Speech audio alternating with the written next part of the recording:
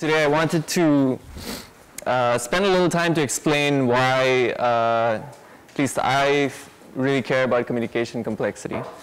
It's a natural model on its own, but what I think is really powerful about it is what I'm going to tell you about today, which is that even if you try to avoid studying communication complexity, like I have in the last few years, I tried to branch out to other areas.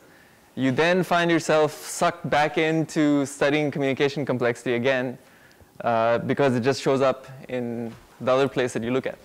So I want to show you today a few different places which seem quite different at first sight, where communication complexity shows up and you would try to prove lower bounds. Okay, so the four areas that I want to talk about today are, I'll talk about circuits and as an aside, branching programs.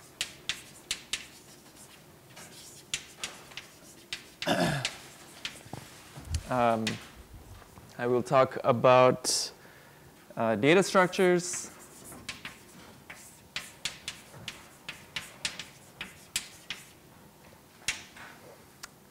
the extension complexity of polytopes, somewhat surprising. And finally, I'll say something about distributed algorithms. I'll give some example there. So Stefan on Friday already gave a pretty nice talk about this. Lower bounds for by reducing to two-party communication complexity. But today I want to show you another lower bound in this area that I think is very nice that he did not talk about. Okay, so let's get started. So the first topic I want to actually, so first let me tell you what about communication complexity we'll use. Almost all the proofs I'll show you will reduce to just understanding the communication complexity of set disjointness. So let me first state some theorems that we know about the communication complexity of set disjointness. And then I will start showing how to use it. Okay. So I think we've probably all seen this, but the setup is you have Alice and Bob, or one setup is that you have Alice and Bob, and they have two sets. So Alice has X, that's a subset of 1 through n. And Bob has Y, that's a subset of 1 through n. And they want to know, do they intersect or not? Okay, they want to know, do they intersect or not? The trivial protocol is that Alice just sends her entire set to Bob, and then Bob can say whether they intersect or not. And in fact, you can show that's essentially all you can do. So it's easy to see that there's no deterministic protocol that communicates less than n bits. But it's not so easy, and this is where the information theory comes in. You can show, it was first shown by Kalyanarasundaram and Schnittger, that even the randomized communication complexity of this problem is omega n.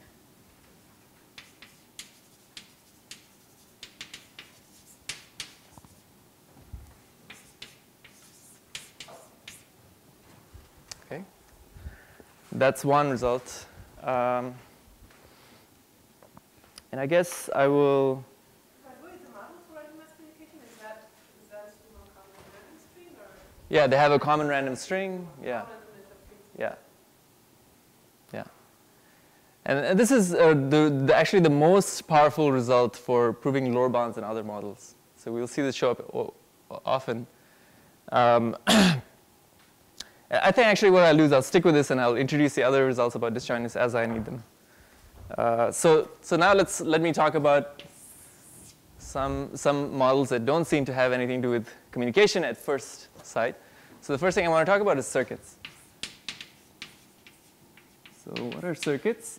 Okay, so circuits are a model that capture basically it's computation when we talk about algorithms. So in a circuit, you have the n inputs x1 through xn written at the bottom. And the computation is carried out by gates. Okay, so in the most natural model, you have a gate here, say, that computes the AND of x1 and x2. And maybe that feeds into another gate that computes the OR of this and some other variable. Okay, and the computation continues like this. So perhaps here you take the negation of this output and feed it into a giant AND gate. Okay. So that's a circuit. And the model that we actually really care about is this model where every gate reads just 2 values and computes 1 bit. Okay? And the complexity of this model is there's 2 things you can measure. The first is the size, which is just the number of gates, okay, the number of these things that you need to compute. And the second thing that you can measure is the depth, which is the longest input to output path.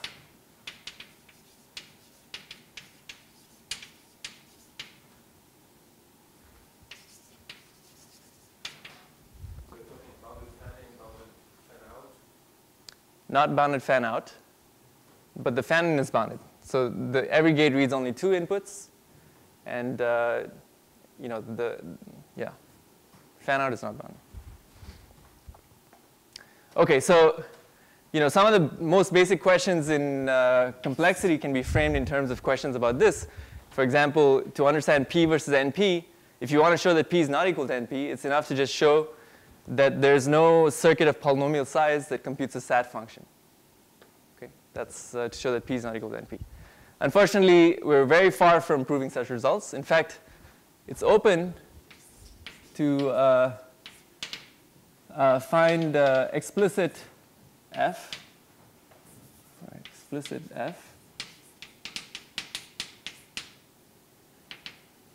F is a Boolean function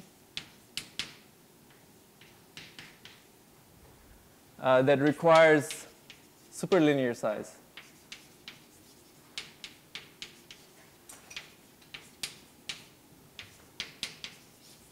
Okay. Okay, and linear size is definitely required. Even if your function just depends on all the inputs, just to connect the graph, you need n gates, okay, or omega n gates, and it's open to find anything better than that. Okay, find any function that requires better than that number of gates, and it's even open. This problem seems, at least to me, a little easier, given what we know, to find explicit F that requires superlogarithmic depth.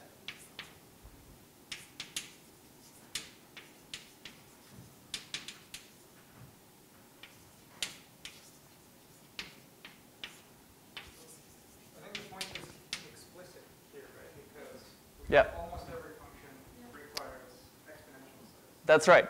So we know, that's a good point that I should have said. So you can count the number of circuits of size S, and that's roughly 2 to the S log S. Okay? And then you can count the total number of functions, and that's like 2 to the 2 to the n. So you see that S has to be large enough to capture all the functions. And that argument shows that there are many functions which require exponential size. Okay? So we know there are many functions that require exponential size. But what we really want is we want to know whether SAT has exponential size. Okay? And we have no idea how to do that. And these kinds of questions are built to motivate that. So you really want to identify a feature of the functions or some proof technique that will help to show that a specific function is hard to compute, rather than just counting everything and talking about there being one function that's hard to compute.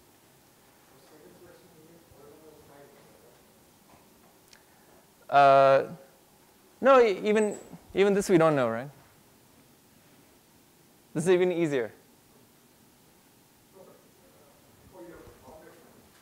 Yeah.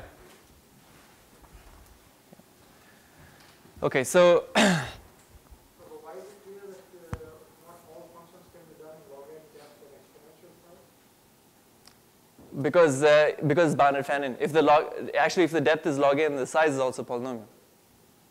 Okay, so it's bounded fan. Okay.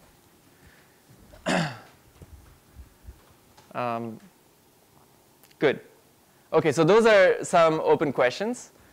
And there was a lot of work, I think more work in the, well, during the 80s there was a lot of excitement because there were some results that seemed like they made a lot of progress on these questions. So maybe the most, I'll just highlight some that are relevant to the results I want to talk about. Why do you say the second one should be easier? It seems like the... Easier than what? You said the second No, I was saying that it's easier than something that Arcade was thinking about. Oh, okay. Because it seems like the first implies the second. No, it doesn't, because you could have a circuit that requires size n squared, but can still be computed in log n, order log n depth, right? Like you can reach just a tree of depth 2 log n will have n squared nodes. Okay. So maybe give an example of matrix multiplication as a candidate. Yeah. So for the first one, right? I don't know.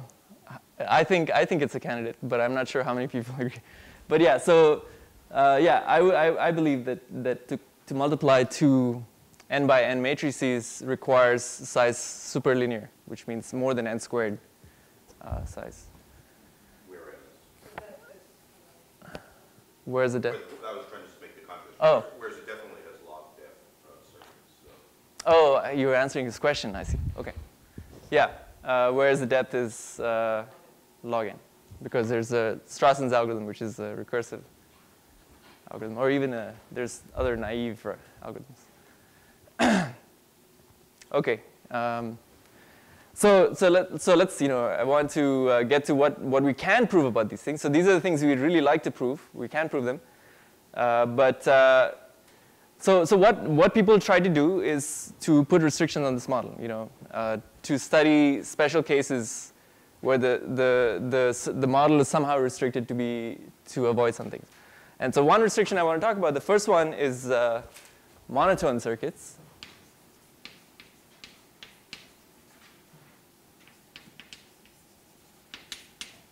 And this is just exactly the same model except no negations.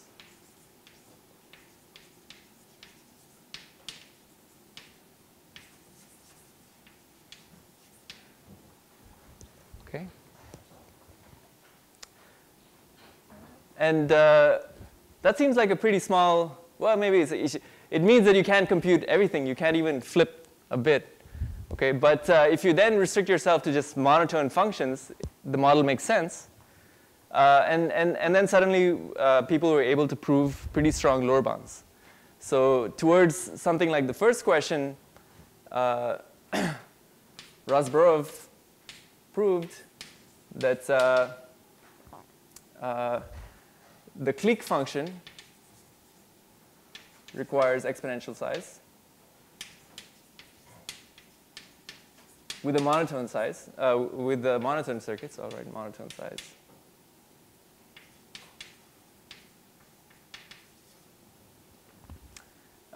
And then this is extended by, so let me explain what the clique function is. So the clique function, so you're given a graph as input, a graph meaning for every edge, whether that edge is in the graph or not.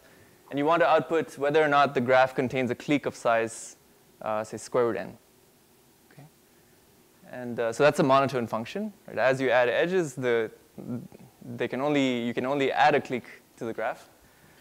And Razborov proved that you can't do that if you're not allowed to use negations. You can't do that with polynomial size. You need a huge size. And this is followed by another result of Alon and Bopana, who showed that matching requires superpoly size or quasi-poly size.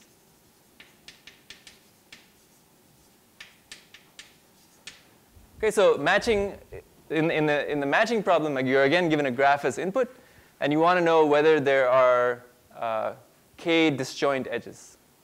Okay, k disjoint edges, and even this requires superpolynomial size. Now, this one was at least from my perspective now is a little bit depressing because matching is a function that we do know how to compute in polynomial time, which means that if you do have negations, there are polynomial-sized circuits that can compute the matching function. So in a sense, this result says getting rid of the negations is a big loss. Okay. Even though matching is a monotone function, somehow the negations really help. So we know there are algorithms that can compute matching, which means they can be turned into polynomial-sized circuits, which have negations. But if you get rid of the negations, then you can. So do you have any intuition why you can also secretly monotone function? That's a great question, but no, I don't really have anything intelligent to say about it. I don't know if anyone in the audience. Why do negations help to compute a monotone function? Why would negation help us compute a monotone function? For example, it helps to compute the binary. Yeah, but why would they? Computing matching, we do XOR with regularity. Yeah, you do XORs, yeah. The simplest way to find whether there are majority also is to make counting. How you make counting without negations. You can avoid it, but it's not sure.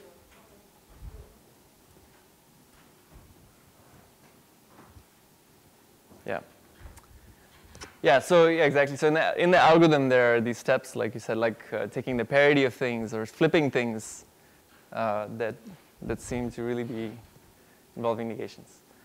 Okay, so so that's about the size. Now, what do we know about the depth? Well, what I want to show you is a theorem of Raz and Wigderson. Sorry, RW, that shows that matching requires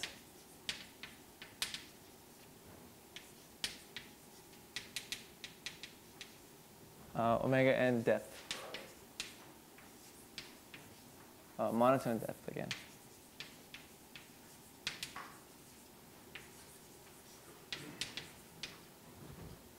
Okay. So now let's prove it, and the way the proof is going to go is by appealing to the complexity of set disjointness. In fact, the randomized communication complexity of set disjointness, which kind of, when you first think about it, seems really strange. First, that it's even related to set disjointness, and second, that if it is related to set disjointness, that it's somehow related to the randomized communication complexity and not the deterministic communication complexity, because there is no randomness in this model. Okay. So I'll show you. This is a proof that I tried to show in Marseille and messed up, but I think this time I'll get it right. So take two.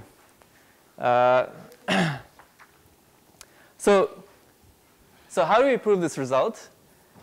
We're going to assume that we have an efficient circuit for computing matching that's monotone, and use it to get a protocol for set disjointness, a randomized protocol that'll have communication that's much smaller than n. Okay? And that'll be a contradiction. That's the high-level idea. So now I need to tell you how, so Alice and Bob in the protocol just get two sets, x and y. I need to somehow have them use these sets and use the circuit. Okay? So the way they'll do that is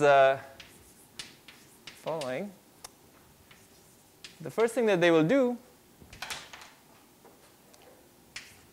so Alice gets x and Bob gets y. The first thing they will do is they will build a graph. Alice will build a graph gx, and Bob will build a graph gy. Two different graphs. And this one will have a matching.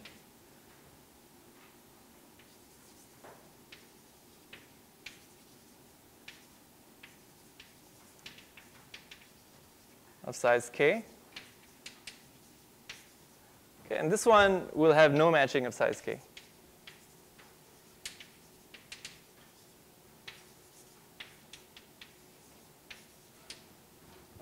Okay. Yeah, x and y are two different sets. Okay. You know that? No. No matter what x and y are, gx and gy will have these properties. So maybe I should write g prime. It's confusing. It's not the same construction. Okay, these guys use a different, Alice uses a different construction and Bob uses a different construction. Okay, so I'll just describe the construction now, and then we'll see why it's useful. So the construction, I'll just show you on a universe of size 4. So suppose the universe of size 4, so I'm going to write x as a binary string. Okay, so say it's this binary string, 0, 1, 1, 0. Then the graph is going to have, corresponding to every element of the universe is going to have 3 vertices. And Alice's graph, Gx, it has the following. It has one edge sitting out here. Okay? And if Alice sees a 0, the element is not in the universe, she adds this edge. And if she sees that the element is in the universe, she adds this edge. Okay. So this is Alice's graph. Okay? And it has a k matching, where k is just the number of things here. This is a k matching. Okay? It's 3 nodes also with the universe of size n. Yeah, so there's a n, 3n. The graph of it will be of size 3n plus 1, plus 2. Yes. Okay, but I just ignore those things. And now I'll tell you what Bob will do. So suppose Bob's set looks like this. The first thing Bob will do is Bob will draw squares like this. Okay, so if Bob sees a 1, he draws a square here. If Bob sees a 0, he draws a square here.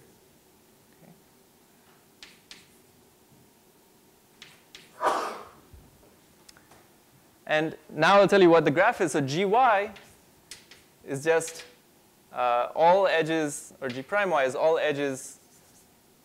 So Bob will include every edge that's possible in this graph, every pair of vertices that touches a square. Sorry, why is Bob right? So the third position, why is Bob square on the left? Because it's a 1. So Bob is choosing between these 2 vertices.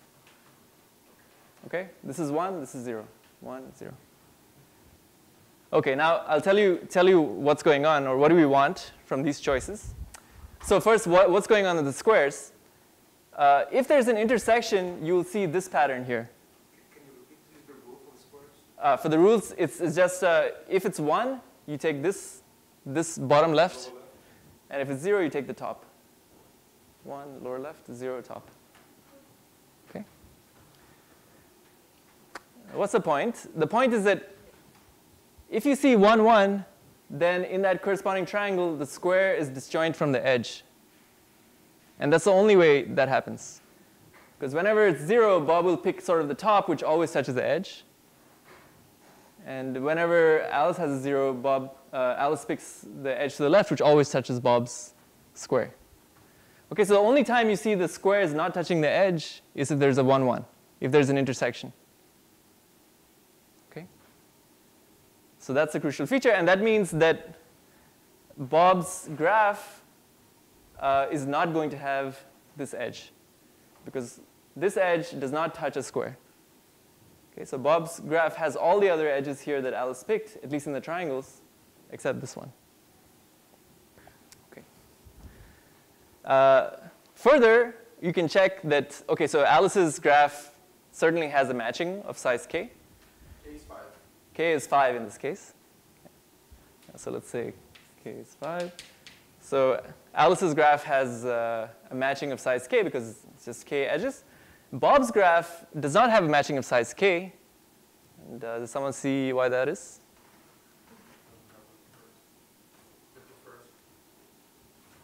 Say? It doesn't have the first, but I mean that doesn't. There are lots of edges in Bob's graph. It's all the edges that touch the squares. But they're less than k squares. So every matching, matched edge has to touch a distinct square because they have to be disjoint edges. And there are only 4 squares. So any matching can have only 4 edges in this graph. Okay, so Bob's graph has, Alice's graph has a matching of size k, and Bob's graph does not have a matching of size k. It has a matching. You added this among This line is the difference. Okay, this line is the extra edge that Alice has. All right, so what is this good for? We haven't used the circuit, so now I'll use the circuit and we'll see where the monotone property is useful. So now what Alice and Bob will do is, they have some purported circuit. Okay, so say it's, I guess I want the OR. So here I have the graph. And what Alice and Bob will do is they'll evaluate this circuit on both gx and g prime y in their heads. So Alice evaluates this whole circuit on gx. And so the circuit is supposed to compute the matching function, whether or not the graph contains a matching, and it's monotone. Okay, so it's some sequence of ORs and ANDs. Looks like this. And the depth is some small number d. Okay? So I'm going to use a circuit to give a protocol whose communication will be d, okay, for solving disjointness, or proportional to d. So here's the idea. You evaluate, so we know that, so the way I define things, matching of gx is equal to 1, but matching of gy is equal to 0, right?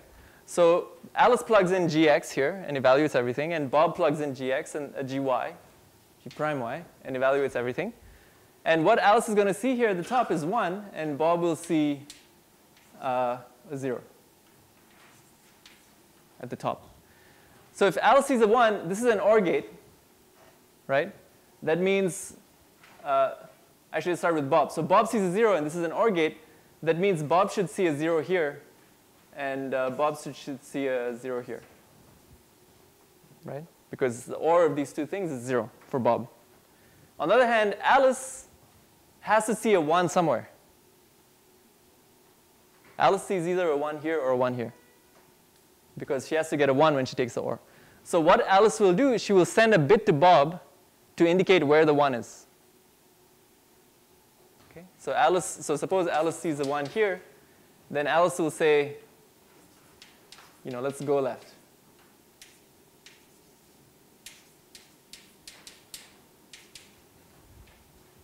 That's 1 bit.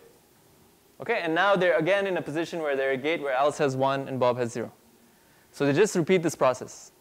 So they keep communicating. If they're at an AND gate, the opposite happens. So Bob has 0. So Alice must have 2 1s coming in. And Bob must have a 0 coming in. Okay, because it's an AND gate. So Bob has to have at least 1 0 that makes his output 0. So Bob will send a bit to say where the 0 is. Okay, so maybe then they go this way. So throughout they maintain the invariant that Alice is seeing a 1 and Bob is seeing a 0. And after d steps, they will end up at a variable. And the variable will be 1 for Alice and 0 for Bob. Okay? In other words, they will find an edge that is in Alice's graph, but it's not in Bob's graph. For example, the left one. For example, the left one. Good. So they will find the left edge. And they will be very happy. So now you need a trick, because so far we didn't use randomness. Huh? The monotoneness? Because I really want that Alice will be 1 and Bob will be 0. If there are negations, it could be flipped, and that's not going to work. So wait, I missed why we're so happy that we found. So we found eyes that Alice has 1 and Bob has a 0. Yeah. So why are we? What we really want is we want to find this edge. Right. Because this edge says where the intersection is. Right. Then we know where to look for. Why then we found this edge? It doesn't. Oh, okay. So I need to fix this whole approach. Okay. That's where the randomness comes in. This whole approach was deterministic. So my question to you is, what should I do? Ask Avi. So I want to do something randomly. I want there to be a good chance that I get this edge. Good, yeah. Just permute. What they actually do is they don't run it on gx and gy, they start by randomly permuting all the vertices of the graph, apply a random permutation, and then feed it in. You see, after you apply a random permutation, this edge is indistinguishable from this edge. So we apply to vertices or to edges? To the vertices. And so the edges, you know. Just apply an isomorphism, a random isomorphism to the graph. Not an isomorphism, a random permutation to the graph. Okay? Then this edge is, you know, from the perspective of the graph, after you apply a permutation, this one is completely indistinguishable to this one. So Alice and Bob will get an edge, and they'll hope that it's not this one. It's one of these guys. So the final protocol is they apply a permutation, they run this algorithm, maybe they get back this edge. That was not useful. Then they'll repeat. And they'll do this over and over. And the point is, as long as there's an intersection here, the probability of getting this edge is at most a half. Okay? So you're equally likely to get this edge or some other edge in the graph, one of these other useful edges in the graph.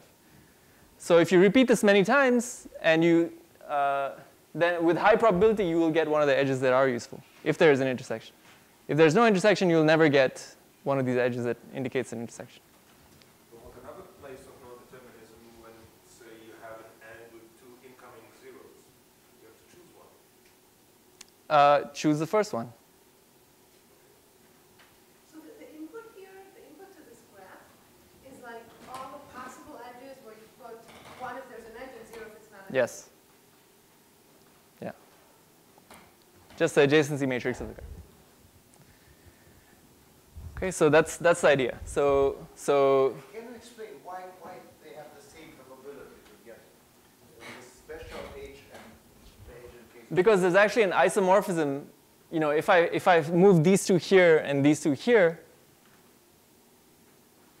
you get exactly the same graph. So the probability of generating the same graph is exactly the same whether you know when you flip these edges. Same graph GX. Or just say, but in GY this. Let me draw this slightly differently. Okay. This is the same graph. I just these two are really. No, GX is the same, but G prime Y after this permutation is not the same. Yeah, but the only information that's the only sort of connection between x and y is whether or not the edges touch these squares. These squares determine gy. So many edges and isolated nodes. So from the perspective of G, between gx and gy, these two edges are indistinguishable because both of them don't touch a square. We make a permutation of edges or vertices. Of vertices. But then the vertex in this triangle is different because he involved in some GX edge, GY edge. What I'm saying is that for every permutation, so this circuit does not know the permutation, right? That's the crucial point. So for every permutation where this edge maps to somewhere in the circuit, there's a corresponding permutation where this edge gets mapped to that point in the circuit. There's a one-to-one map between permutations that will result in the same input being fed to the circuit.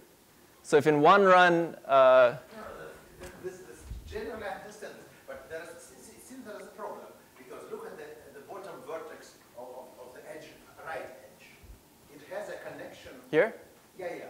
Mm-hmm. In GY, there is an edge which connects. No. To here, and also to here. These are the edges of GY. Oh, so you use all edges, not only the triangles. Yes. Oh, so sorry. Yeah. So here, this looks like this. Good. So maybe it wasn't clear. So it's really connected to everything across the entire graph. Okay. Otherwise, you're right. Otherwise, it's distinguished. Okay. Can the Good. randomness be just when they perform the protocol, which child they go? This be the randomness? Doesn't this make No, because no. It could be that it always finds. You really need to change the position of. it always find this if you always go to this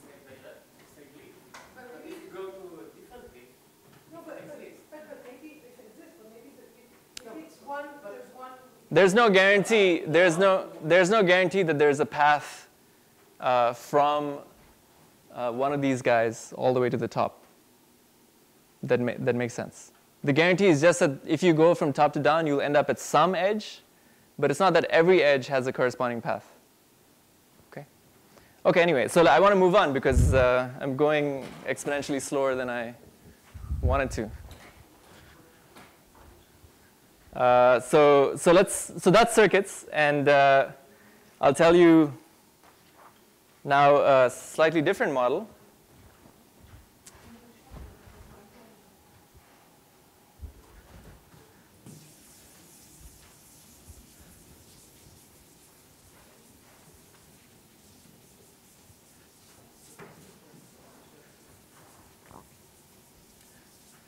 So let me tell you another model which may at first seem unrelated to communication, but this one is closer. But and this is something that was studied more recently. So this is work with Hrubish and myself. So we studied this model. So you have the n variables as before, and now. It's actually going to be a very strong model. So each gate, I'll allow to compute an arbitrary function of n over 2 things. So this gate can read n over 2 of the variables and compute a completely arbitrary Boolean function. So here we have fan out 1. Fan out 1. The fan out is never restricted. Oh. Okay. The fan in is. It's a Boolean function, so this will mean fan out 1. Fan out does not mean the same as Boolean. So fan out is the number of things that read the gate. So what I'm saying is you could have this. Oh, I see. It's the same. Okay, but it outputs 1. Okay, got it. It outputs 1 bit. It's the same for each one. Okay. Yeah. So you have a circuit that looks like this, where every gate reads up to n over 2 things, including other gates. Okay, so it seems like an extremely strong model of computation because, for example, you can compute any function on n over 2 bits. And a random function on n over 2 bits should be hard for a circuit. So this one can compute things that the previous model required exponential size for. But what's somewhat surprising maybe is we show that there's an explicit f that requires omega log squared n gates. So actually, maybe I should say, so counting arguments show there are still functions. If you pick a random function, it will still require an exponential number of gates, even though the model is so strong. Okay. So we still have a big gap between what we know and what we want. But at least here, we can give a lower bound that doesn't just follow from the connectivity of the circuit. Right? You only need a constant number of gates to send the information from the input to the output, and we can say something better than that. Okay. So let me tell you how the proof works. So the proof works by reduction to another model of communication. That's the number and forehead model of communication, which Henri talked about. Let me just remind you what it is. So suppose you have here not just Alice and Bob, but also, Charlie and Dick. And moreover, these sets are written on the forehead of Alice and Bob. Okay, so Alice has XA, Bob has XB, which are sets. And Charlie has XC. Dick has XD. And they again want to know, are all of these sets disjoint or not? So they want to know, is the intersection of all of them empty?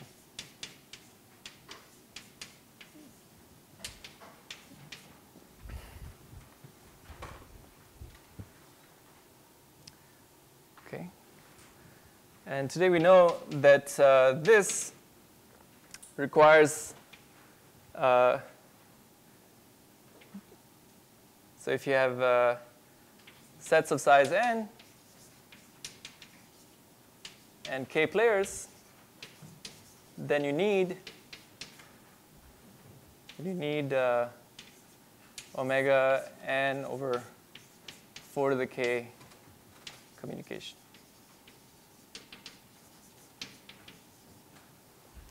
Okay, and this was proved in a sequence of works ending with myself and Yehudayov.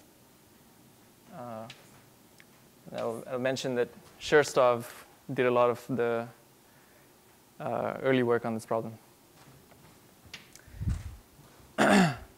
Okay, so it's a harder model to prove lower bounds for because what's going on here is everybody only doesn't know the input on their forehead. They see most of the other inputs. And that makes it harder to understand how to prove a lower bound for it because the players have a lot of shared input, which allows them to create correlations that are hard to analyze. Okay? Yeah, n over 4 to the k. Okay? Okay, so let me explain how this model is related to this problem, this model. So first, I will explain what is the hard function, the function that's hard to compute in this model. It's not the disjointness function, because the disjointness function is very easy to compute using such a thing. Wait, isn't it a generalization of? Oh, I see you. Okay, I see. Yeah. It's a generalization of yeah. If you take two players, it's the same as the other model. No, because I see your input. You're crossing. Yeah, but it's the same. You know, you can think of your forehead as my input. Oh, I see. Right. It's the same. Yeah, it's the same. So it is a generalization of the two-party model, but as soon as it becomes, you go from 2 to 3, it becomes interesting because that's when there starts to be overlap between the inputs. Okay. All right. So this is also for randomized, this theorem, or just for? this is just for deterministic. For randomized, there's a square root n bound. So actually, so I want to say you can use any. There are easier proofs that show lower bounds for the number in the forehead model, but this and here it won't matter so much which function I use. But another thing that I want to talk about for the distributed algorithms, there will matter that I have a lower bound for disjointness. That's why I showed this lower bound. But let me tell you, what I want to do. So this is not the function that's going to be hard. Okay, it's going to be a sort of a scrambled version of disjointness. I'll explain that in a second. So maybe I'll explain it now. And then I'll say something about why you should hope to get from this a protocol. So here's the function that we're going to think about. So the function will take as input there will be sets S1 through Sk, which are subsets of 1 through n. And each of them will be of size square root n. Okay. And then you'll have an n-bit string. Okay. X will be an n-bit string. And the function f will be given as input these description of these sets. So it will be given S1 through Sk and x. And it's supposed to output 1 if, when you project x to the sets S1 through Sk and take the intersection,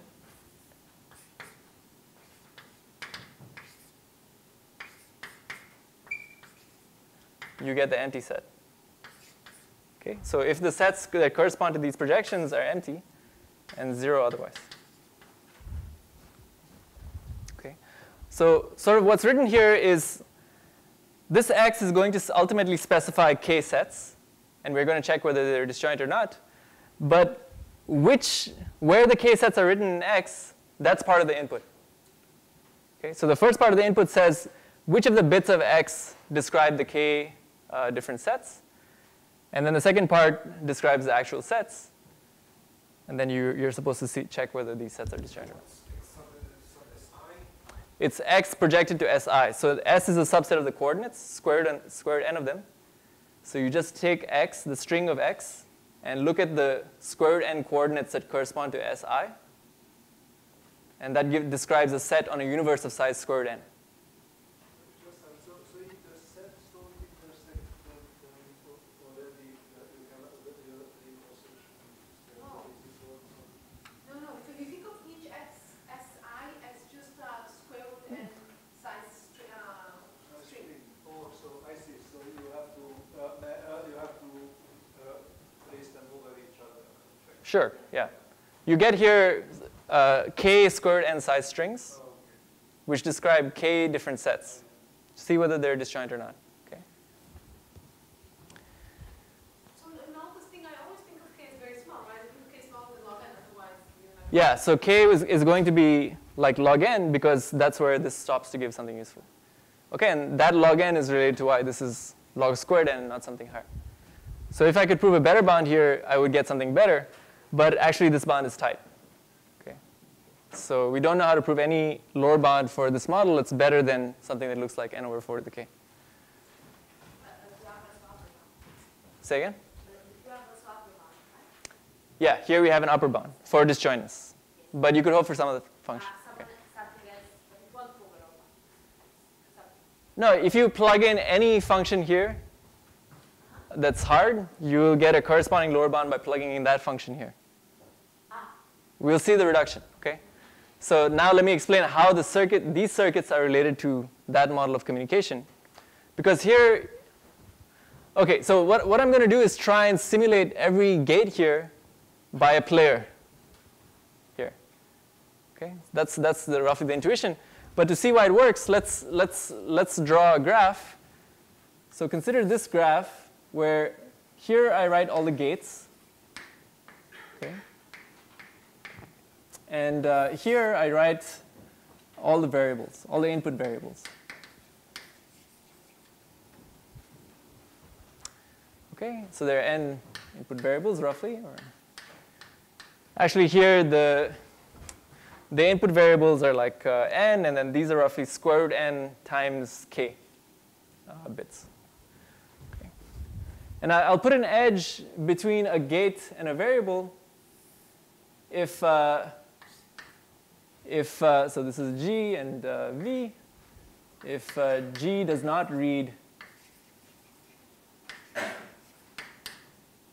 the variable V. Directly, yes, directly. Okay, so there's no wire in the circuit that goes from the gate to the variable. All right, so I claim, so first of all, this graph, what do I know about it?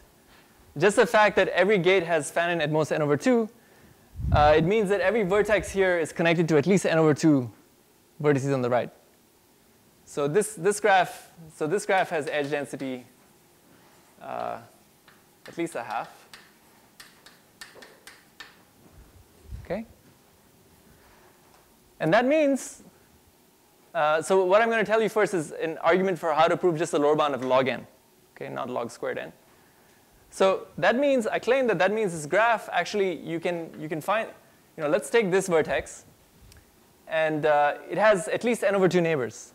So let's just take square root n of them. Okay, so there's sort of squared n neighbors. Sorry, why are you saying at least n over 2 at most n over 2? At least because it does not read. Oh, it does not. Sorry. Yes. Okay, so what I'm going to do is find square root n neighbors of this graph, of this vertex.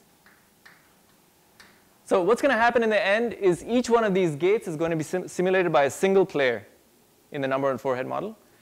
And it's good that there's a bunch of variables that this player does not see, because those are the variables I can put on his forehead. Okay, so that's the intuition. So I found now here for this gate square root n variables that this gate does not read. And then I repeat that. So for now this gate, I look for another set of square root n variables that the gate does not read.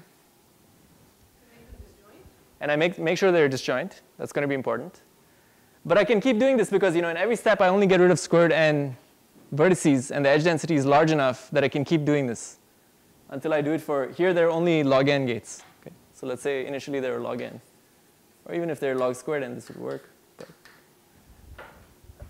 So in this way, I find in this graph sort of log n stars that touch every gate. Okay? And each star has squared n vertices. Now the point is that if this circuit computed this function, then after you see the circuit, you can find these stars, and you get a protocol for disjointness, because what the players will do, their inputs are of size square root n. They will embed those inputs. These S1 through Sk are the k stars that we found in this graph. Okay, so they will they will agree on these stars ahead of time once they see the circuit, and then once they see their input, they will set S1 to be describing this star, S2 to be describing this star, and so on, and then plug in their inputs into the appropriate coordinates of the circuit. And now they can really evaluate the circuit, because the first player needs to compute some bit, but his bit does not depend on the bits of S1. So he just computes it. He can see all the bits that he needs to evaluate this gate. And he announces that. Then the second player needs to compute a bit, but the bit that he's computing does not depend on any of the bits in S2, which are on his forehead. So he can evaluate that gate and continue.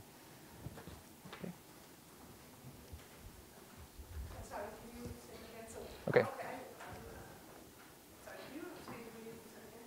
So the idea, what we're trying to do is trying to get, each player is going to simulate a gate. Okay? So the players get as input k sets, which are going to be of size square root n. And they want to compute whether or not these sets are disjoint or not. And the only tool they have is a circuit.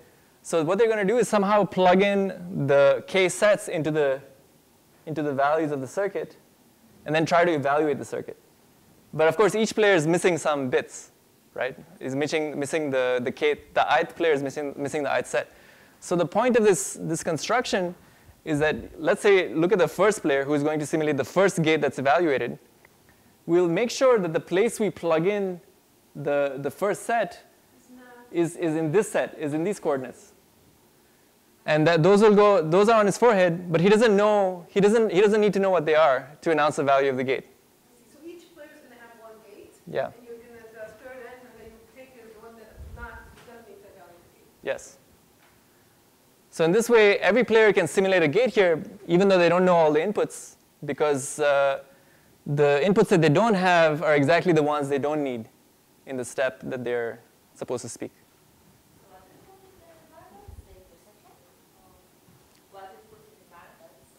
What do I put in the variables? So I put the sets. So, so they're given as input these k sets, and these stars are disjoint the way I constructed them.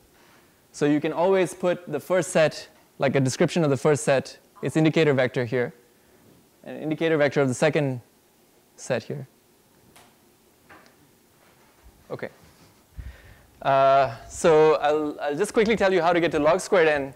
I won't give you a proof, but I'll tell you what's involved. It's just a generalization of this statement, this star argument, to something a little more non-trivial, which is that you can always take a dense graph and also partition it into cliques, where here you have log n vertices, and here you have square root n vertices. Okay, so I claim that if you're given a graph and it's dense, you can always partition it into disjoint cliques like this.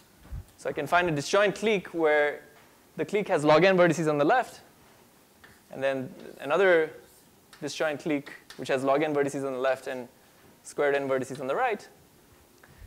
And what this means is now a single player. So you can show that for any dense graph, such a partition exists. And you can't do better than that. So a random graph will not have a log n by log n clique. Okay? But this means that we can now have a single player simulate log n gates. Because basically, we'll put all of these variables on this player's forehead, and every time one of these gates needs to be evaluated, this player will be able to do it. Okay? So with log n players, you can now simulate even if the graph has log squared n gates. Okay, it's not a simultaneous protocol, yeah, which is different from the other reductions. Yeah, here it's crucial that you need to be able to interact. Okay, so that's how you get the lower bound of log squared n. Why do you need square root of n in the first argument? It seems that Yeah. you are allowed to see, you use only the n over 2 gates. Yeah, any polynomial n would be enough. Even if So if each player's, if each gate has finite, I don't know, 99% of n, it will also work. yes. Yeah, these constants are not really important. So here I could make this 0.9 n, and everything would still work. And in this reduction, you do not need the randomness. There's no randomness, yeah.